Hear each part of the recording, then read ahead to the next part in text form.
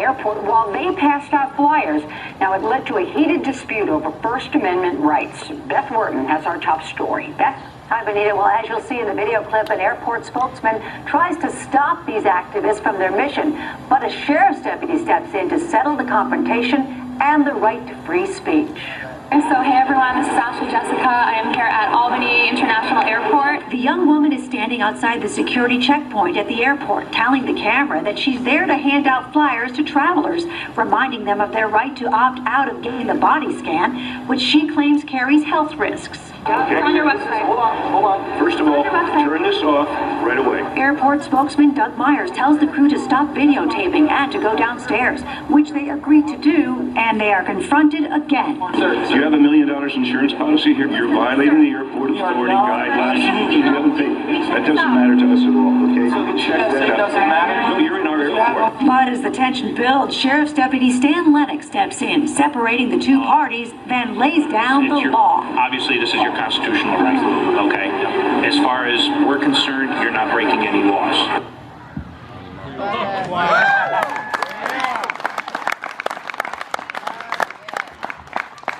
Who does he think he is?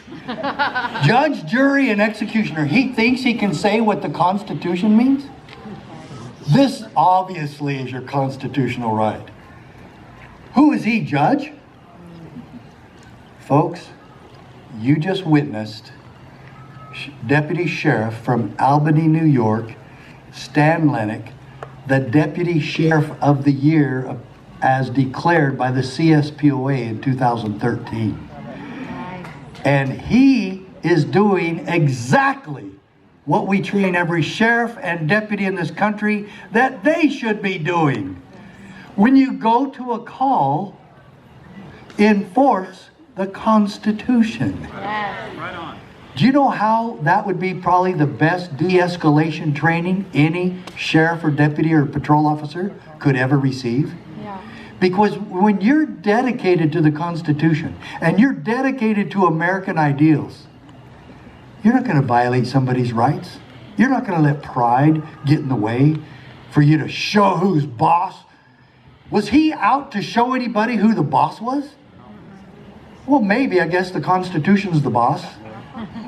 And he says, we want you to know this is your constitutional right. He said we. Do you know what he did? He called his supervisor before he went down on that call. I guarantee you he did. We want to get this across to you, he said. You're not breaking any law. Wow. Isn't that wonderful? Yes. How south could that have gone with some officers? All right, did he tell you to leave? Then why are you still here? Did you get your $1 million insurance policy? Then why are you still here? Now you get out of the airport, I'm going to arrest you for not wearing a mask and trespassing and disorderly conduct and how many other charges? And then they say something, he throws them down. When you realize that you're here to uphold, defend, protect, and serve, and you're converted to that, and you know and understand the Constitution, that happens. He literally told the airport manager to go back to his office. And maybe a lot of times we all need to understand that. What's the worst that's going to happen if I just back away from this problem? Nothing. You let people go about their business.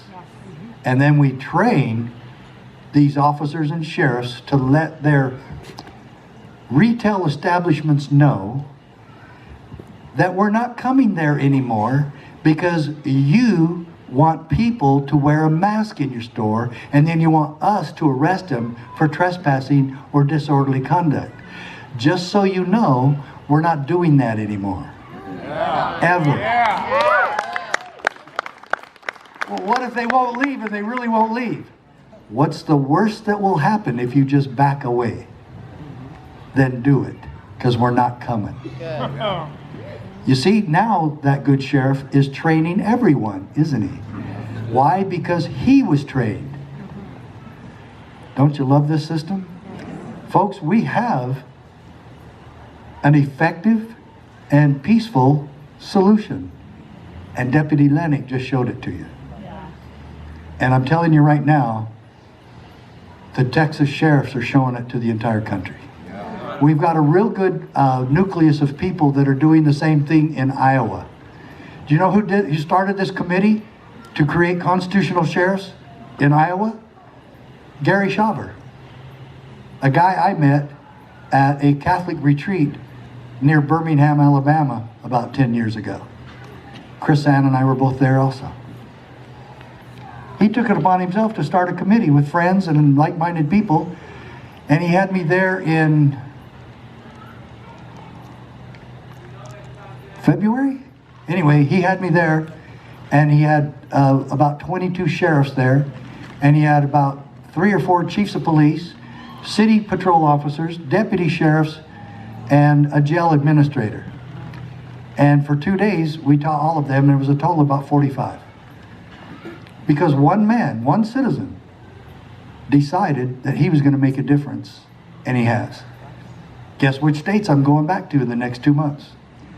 3 different times to Texas, and at least twice to Iowa. It's because people made it happen.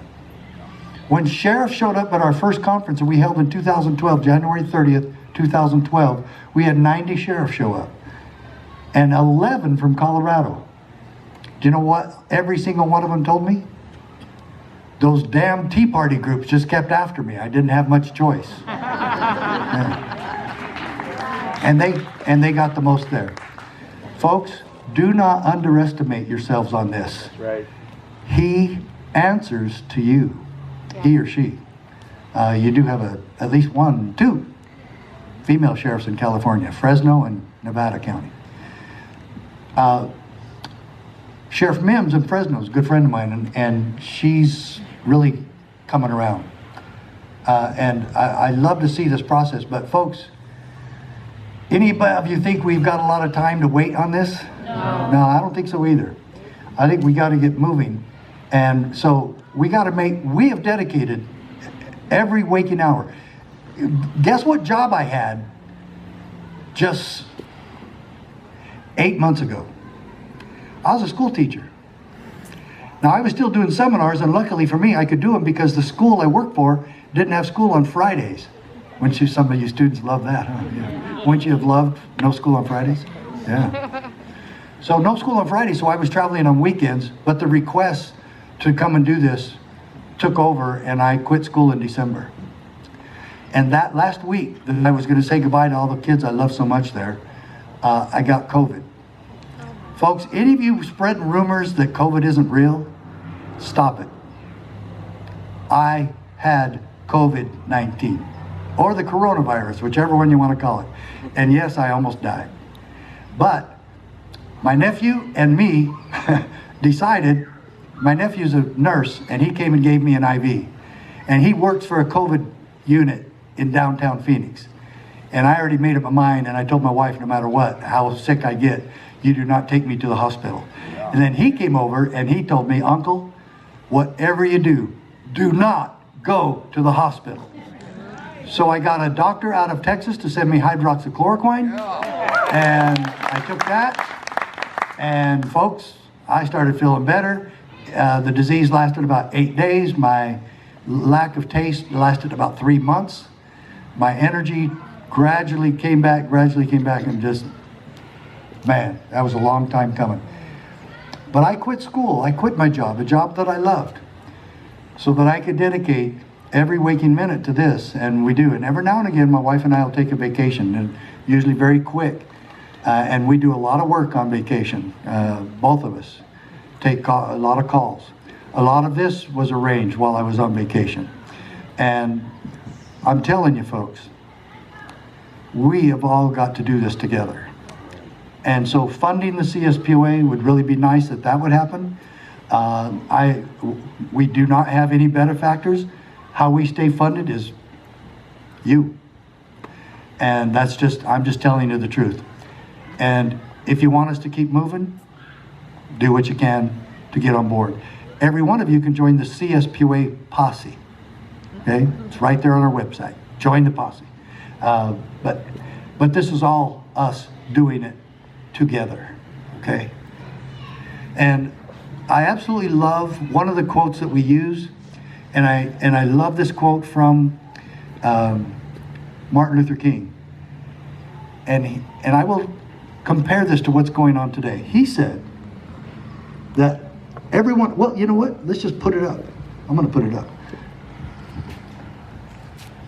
No, we don't need it. We don't need anything else. There are two types of laws. Can everybody read that? I know I'm kind of getting in the way, but I'll try to get out of the way. There are two types of laws, just and unjust. Anybody disagree? I don't think so. I don't. I would be the first to advocate obeying just laws. One has not only a legal but a moral responsibility to obey just laws. Conversely, he said, one has a moral responsibility to disobey unjust laws. Now, when I show that to sheriffs across the country, they all go, yeah, that makes sense. Yeah, that makes sense. And do you have a responsibility to enforce one? Oh, yeah, I have to enforce all the laws. What? So you have some sort of responsibility to enforce something that's clearly against the Constitution and the Bill of Rights. Folks, you want unity in America? We can find it one place.